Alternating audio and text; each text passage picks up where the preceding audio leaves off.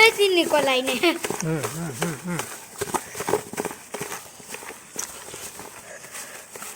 จะไปจิ้มได้ก่อน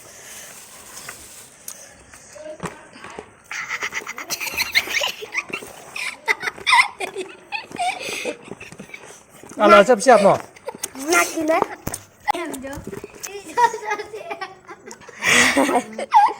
เราไม่ถูกมากผมมากเลยเนาะอันนี้ล้างแล้วอันนี้แซ่บๆเลยจ้ะอร่อยไหม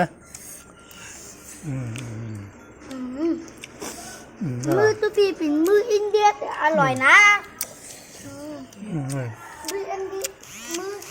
มือหนังวะโคตรอร่อยมันกินได้พี่สอนหวานนะหวานเนี่ยมือตัวพี่มีมือเก่าเห็นไหมนี่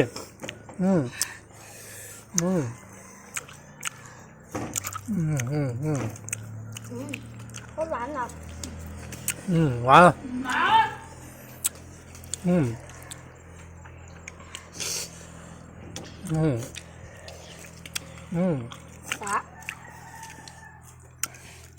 ร่อยไหมอร่อยไหมอร่อยมากเลยทำไมยึดเสียงเมื่อไหร่ปัจจุบันเสียงเลยว่ะลองกินกินซัวแล้วกินนะลองกินนะกิน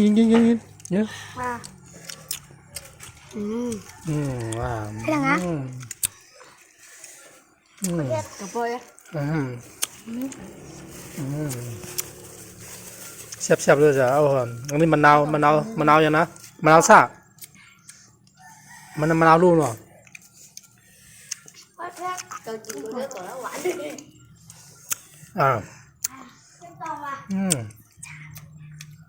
ร่อยพบกันไปนะจ๊ะ